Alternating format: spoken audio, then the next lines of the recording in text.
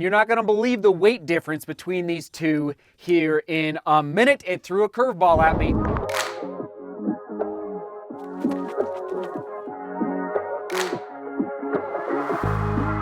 It's time. Another Monday means another running shoe battle in the studio. How you doing out there? How was your weekend? Hope you had a great weekend. We had a great weekend celebrating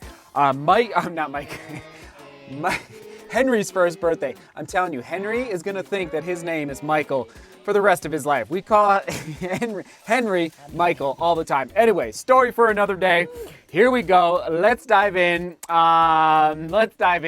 Last week's running shoe battle. Yes, the New Balance 1080 V11 right there on the shelf versus the Hoka Mach 4. There's the V11, and finally, it's not available for shipping yet, but it is available for pre-order, the Hoka Mach 4. Frankly, I'm gonna be shocked if they can keep this in stock.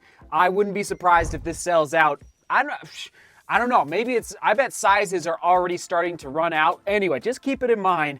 I think this is gonna be a very, very popular shoe in March. I don't know if it's shipping March 1st, but it's shipping definitely in March in case you are interested in it. But before we dive into the Hoka Mach 4, who remembers the Brooks Hyperion Tempo? So I put it out on Twitter. I said, hey, I need some running shoe battle ideas. And in fact, I'm gonna ask again, this is not the question of the day, but I wanna ask who picked up the Brooks Hyperion Tempo in 2020 and what'd you think of it? Okay, this shoe is actually, it was June 2020, so this is an older shoe, but it definitely got the attention of a lot of people in 2020, and you're not gonna believe the weight difference between these two here in a minute. It threw a curveball at me, frankly, because I haven't ran in this shoe in a little while. With that said, let's dive into the battle. Here we go. Brooks Hyperion Tempo, 28 in the heel, 18 in the 26 in the heel,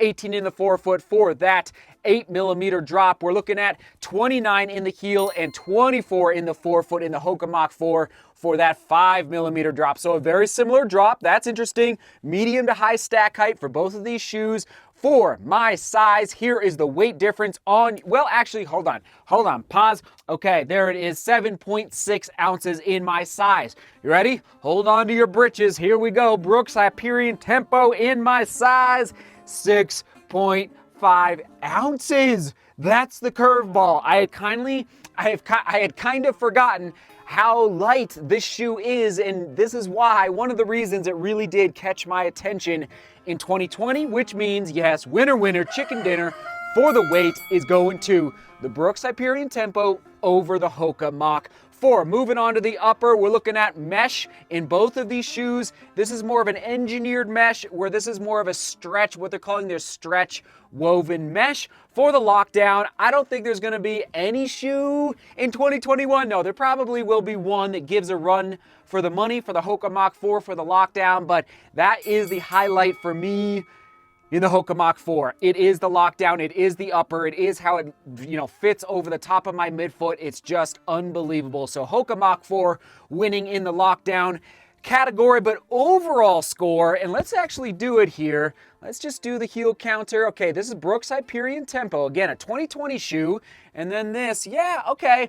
I'm gonna say that the Mach 4 has a little more strength to the heel counter, but for the, I rarely do this, but I'm telling you, I was lacing up inside, just kind of reminding myself between these two shoes, I'm gonna go tie for the overall upper scores. I don't like giving out ties too often, but we are gonna go tie. They're just a very, very similar upper, but overall lockdown is going to the Mach 4. Midsole, we're looking at DNA Flash midsole foam versus the Pro Fly over here in the Mach 4. We'll get back to the, well, actually, for the ride, this was tough. Very, very difficult. I'm going Mach 4 for energy and overall ride. Here's the deal.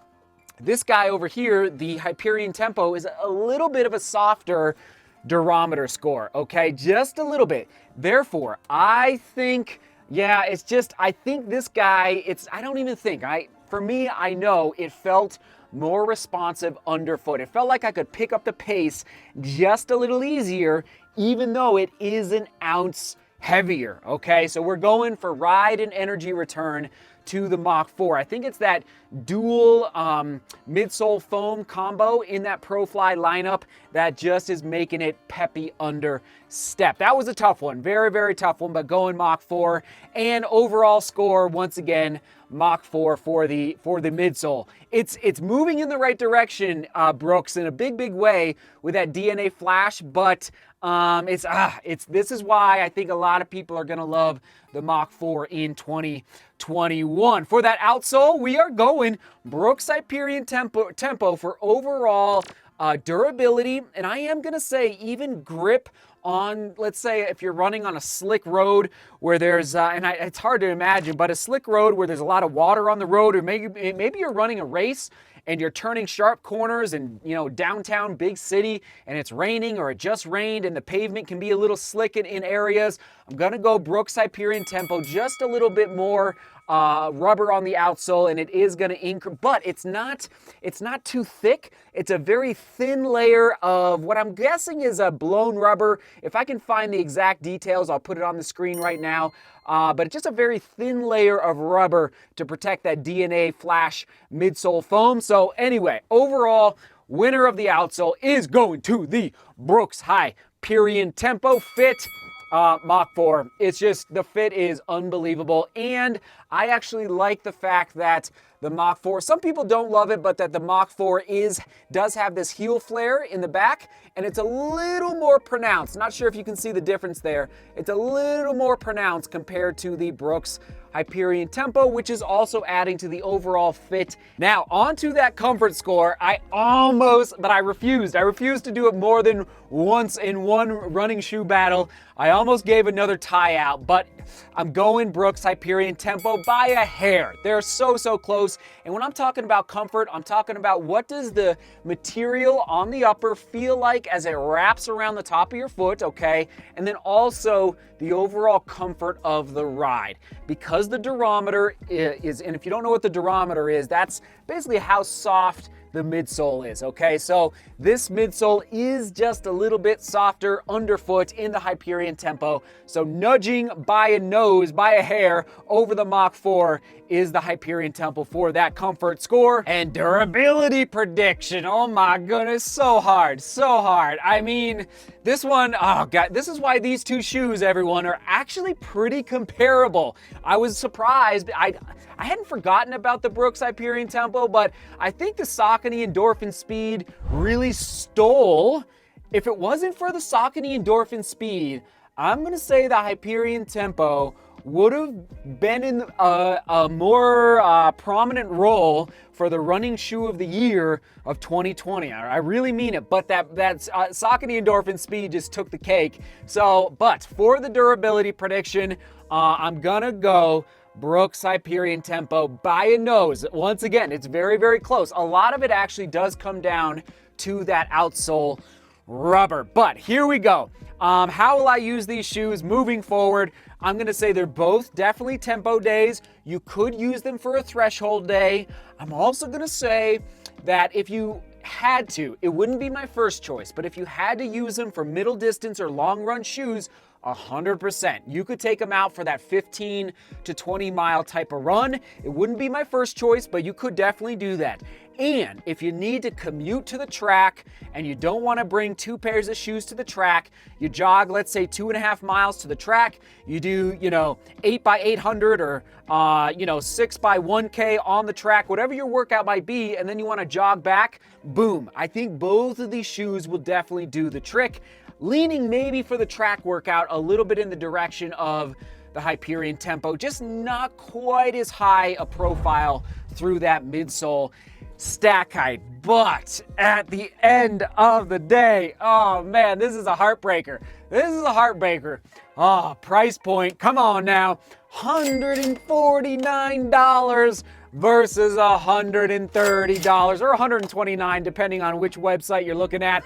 Winner, winner, chicken dinner for the price point, going to the Hoka Mach 4, which, just because of that price point. Yes, the Hoka Mach 4 is the overall winner for this running shoe battle by a nose, everybody. Again, curveball. I was not expecting the Brooks Hyperion Tempo to do so well up against such a, what I'm going to say is going to be a very, very popular shoe here in about a week or so as they start to ship around the world from various places. So anyway, Hoka Mach 4 winning this battle, but not by much. That now, can Brooks charge $149? They probably can, because this is definitely a tweener shoe, just like this one, tweener alert. And that's why they can charge that much, because you can use it for many different tasks within your training regimen. But man, Brooks, if we could drop that by even $10 to $139, you're really going to start to get the attention of a lot of people in 2021. And as far as I know, I have not heard any word from Brooks about the Hyperion Tempo 2. So if I hear word, I will definitely let you know. All right, other shoes to buy on your screen. Endorphin Speed. If I think of some more, I will put them up on the screen for all of you as well. Onward and upward. So I believe here's the final scores that I handed out. I think I went like 8.1-ish for the Hyperion Tempo, and here it is for the Hoka Mach 4. So there you go, everyone. And upper right-hand corner, if you want to go see the old vlogs for these shoes, and I'll also try to remember to list them down below in the description. Okay, here we go. Question of the day, the real question of the day. If you could change one thing or component about your training in 2021, what would it be? Well, it could be, you could take this in any direction you want. If you could change one thing, I don't really like using that word, but if you could change one thing about your training / running in 2021, what would it be? I think it's good to think about this every now and then, just to reflect and remember, okay, yeah, we're 2 months in. Well, almost 2 months in. We're heading toward March. What's something that I might want to tweak or change as we move forward? Thanks for being here. Thanks for watching. We'll toss it to last week's running shoe battle with the 1080 versus the Mach 4. Sound good? I'm liking these running shoe battles. And again, I'm going to try and be as consistent as possible in publishing these every single Monday. Onward and upward. Seek beauty, work hard, and love each other. See you tomorrow.